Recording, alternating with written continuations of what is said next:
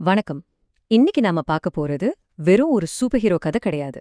உங்களுக்குள்ள கட்டுப்படுத்த முடியாத கோபம், தாங்க முடியாத அழுத்தம், இல்லாட்டி யாரோ நம்மள தொடர்ந்து வாட்ச் பண்ற மாதிரியான ஒரு ஃபீலிங். இதுல ஏதாவது ஒண்ணு நீங்க அனுபவிச்சிருந்தா இந்த கதை உங்களுக்காகவே உருவாக்கப்பட்டது. சொல்லப்போனா இது ஒரு தெரபி மாதிரி. வாங்க இதோட சக்திய பத்தி இன்னும் ஆழமா பார்க்கலாம். எல்லாம் ஆரம்பிச்சதே இந்த ஒரு வரியிலிருந்து தான். இதெல்லாம் ஏதோ கற்பனையான உணர்வுகள் இல்ல, நிஜமான வலிக்கக்கூடிய உணர்வுகள். இந்த வழியிலிருந்து ஒரு ஹீரோ எப்படி உருவாகிறான் வாங்க பார்க்கலாம். சரி, முதல் பகுதிக்குள்ள போலாம். அழுத்தத்திலிருந்து சக்திக்கு.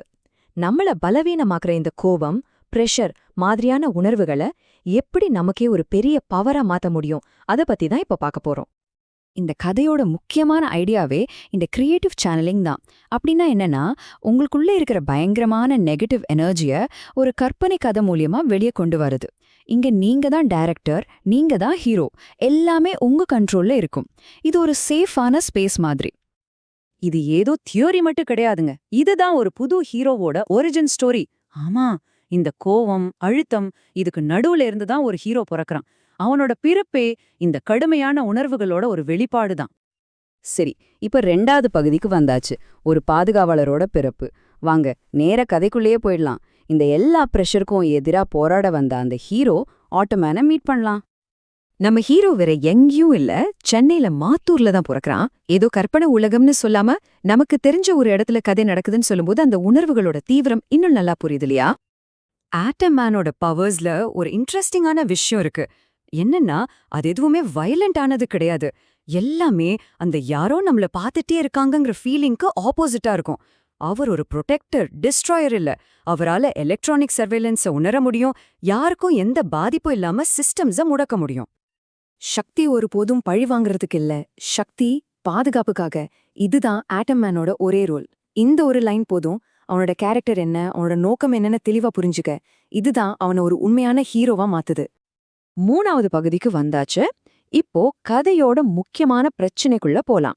ஒரு பக்கம் கண்காணிக்கிற பவர், இன்னொரு பக்கம் ஒரு அப்பாவி மனுஷன்.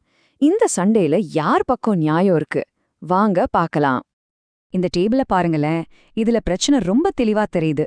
லெஃப்ட் சைட்ல கண்காணிக்கிறவங்க இது பாதுகாப்புக்காகத்தான்னு சொல்றாங்க. ஆனா ரைட் சைட்ல ஆட்டம் மேன் சொல்ற உண்மை என்ன? பவருக்கு எப்பவுமே மத்தவங்கள கண்ட்ரோல் பண்றதுக்கு முன்னாடி அவங்கள வாட்ச் பண்ண ரொம்ப பிடிக்கும். அவங்களோட டார்கெட் கோபால் கிருஷ்ணன். ஏன்னா அவர் மத்தவங்க மாதிரி இல்ல, அவங்க எதிர்பார்த்த மாதிரி நடக்கல, அவ்வளவுதான் காரணம்.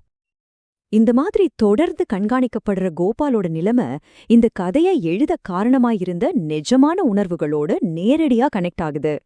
எப்ப பார்த்தாலும் யாரும் நம்மள ஜட்ஜ் பண்ற மாதிரியும் தனியா இருக்கிற மாதிரியும் ஒரு ஃபீல்.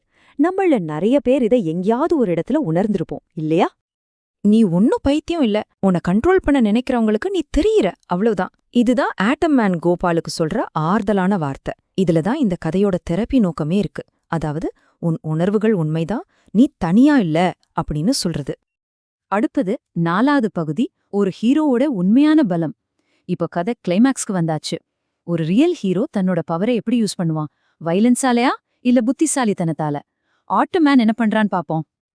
ஆட்டம் மேன் அவங்கள நேரடியா தாக்கல, அதை விட ரொம்ப ஸ்மார்ட்டா ஒரு வேலை செஞ்சான்.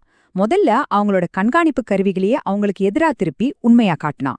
2வதா அவங்க அதிகாரத்தை எப்படி தப்பா பயன்படுத்துறாங்கன்னு உலகத்துக்கே வெளிச்சம் போட்டு காட்டினான். கடைசியா பயத்தை விட பேச்சுவார்த்தை தான் பெஸ்ட்னு புரிய வச்சான். அப்போதான் கோபால் கேக்குறா, ஏன் நீங்க அவங்கள அழிச்சிடக்கூடாது? இது ரொம்ப முக்கியமான கேள்வி. ஒரு ஹீரோவோட உண்மையான கேரக்டரையே டெஸ்ட் பண்ற கேள்வி இதுதான். பவர் கையில இருக்கும்போது நீங்க என்ன செய்றீங்கிறது தான் அசல் சோதனை. ஆட்டம் மேனோட இந்த பதில் தான் இந்த கதையோட ஆன்மாவே. அவங்க எதுக்கு பயப்படுறாங்களோ அதுவாவே நான் மாறினா, நான் எதை காப்பாத்த வந்தேனோ அதையே இழந்துடுவேன். அதாவது வன்முறைக்கு பதில் வன்முறை கொடுத்தா நமக்கும் அவங்களுக்கும் வித்தியாசம் இல்லாம போயிடும்.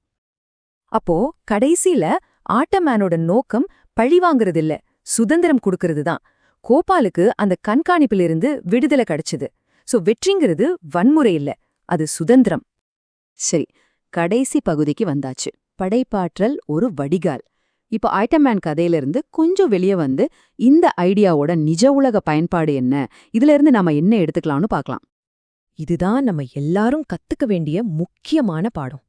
கதை சொல்றதுங்கிறது வெறும் டைம் பாஸ் இல்ல, அது ரொம்ப கஷ்டமான சூழ்நிலைகளை சமாளிக்கிறதுக்கான ஒரு பவர்ஃபுல் டூல்.